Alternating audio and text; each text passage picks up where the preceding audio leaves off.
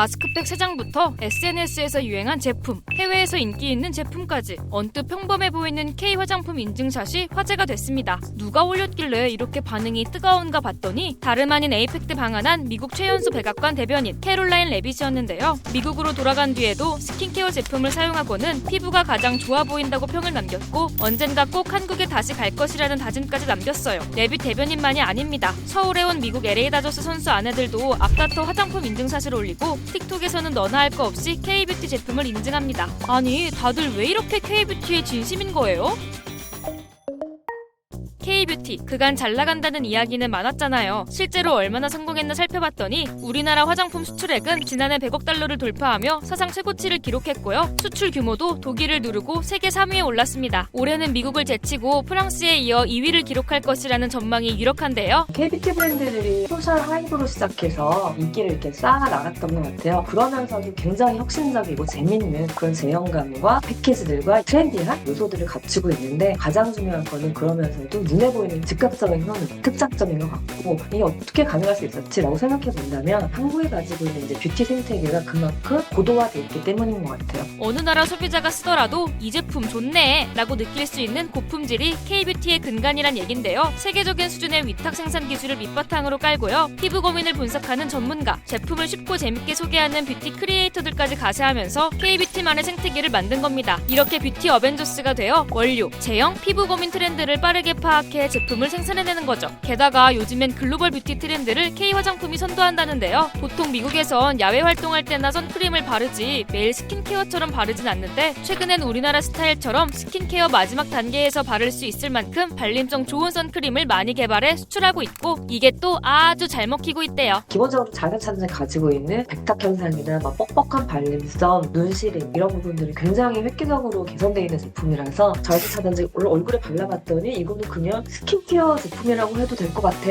이런 게 굉장히 센세이션을 했었던 것 같아요. 글로벌 쇼핑 플랫폼 아마존에서 뷰티 제품 베스트셀러 1위부터 4위까지가 모두 한국 제품일 정도로 잘 나가고 있는데요. 사실 요즘 K뷰티의 이런 호실적에는 또 다른 이유가 있다고 합니다. 예전과 가장 다른 점은 이제 더 이상 특정 국가나 특정 브랜드에 국한되지 않는다는 점인 것 같아요. 한국의 브랜드로서 정말 뚫기 어려울 거라고 생각했었던 미국과 유럽의 가장 어려운 관문을 성공적으로 뚫으면서 그쪽에서의 성공들이 오히려 낙수 효과가 돼서 인접해 있는 중남미 국가나 아니면 중동, 인도까지 퍼지고 있다라고 생각이 되고 있고요. 실제로 미국이 중국을 제치고 우리나라 화장품 최대 수출시장으로 떠오르면서 남미 수출액도 덩달아 2020년 약 225억 원에서 2024년 1034억 원으로 5배 가까이 늘었습니다.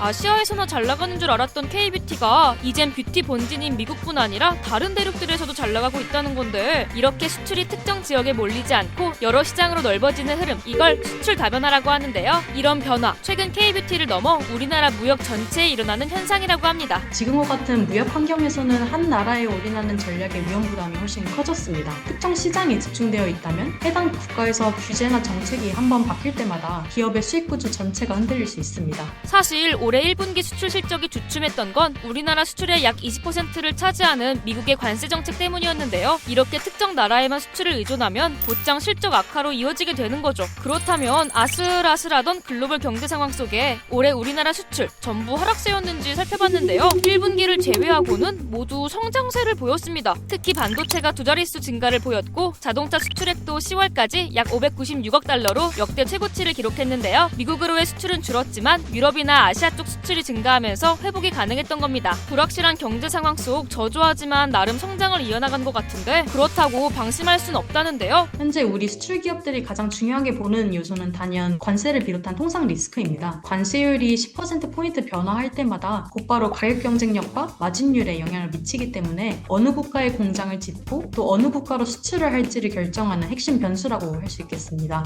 한국은 수출로 성장해온 나라라고 해도 과언이 아니잖아요. 계속되는 관세 조치와 글로벌 경기 둔화로 우리도 새로운 돌파구가 필요할 텐데요. 앞서 말한 수출 시장 다변화 말고도 이른바 수출 구조 고도화 전략도 여러 대안 중 하나로 급부상하고 있다고 합니다. 수출 구조 고도화, 말 그대로 우리가 파는 물건의 가치를 더 높인다는 뜻인데요. 그 고도화의 키가 바로 요즘 떠오르는 K-문화라고 합니다. 에? 무역이랑 문화랑 무슨 상관이야? 쉽지만요. 앞서 K-뷰티가 단순히 잘 만든 화장품을 넘어 한 나라의 문화를 경험하는 브랜드로 확장됐다고 했잖아요. 예를 들어 한국에서는 피부 타입별로 세세하게 수분이 부족한 지성, 속건조 같은 이름을 붙인 걸 이제는 글로벌 소비자들이 따라하며 유형에 맞는 제품을 고르는 것처럼요. 제품 하나만 파는 게 아니라 K-문화를 함께 담아 팔게 되면 사람들이 우리나라 문화를 경험하고 또 익숙해지면서 소비가 더 확장하는 거죠. 그 결과 우리 무역도 특정 지역이나 제품에만 의존하지 않고 여러 나라, 다양한 상품으로 영역을 넓혀가게 되는 겁니다. 미국, 중국 등 주력 시장뿐만 아니라 유럽, 아세안, 또 중남미로까지 수요가 빠르게 확산되고 있습니다. 기존 주력 제조업의 저력을 유지하면서도 문화, 기술, 디지털이 결합된 그런 영역에서 한국이 가진 장점을 확실히 수출 산업화하는 것이 앞으로의 핵심 과제가 될 것이라 생각합니다.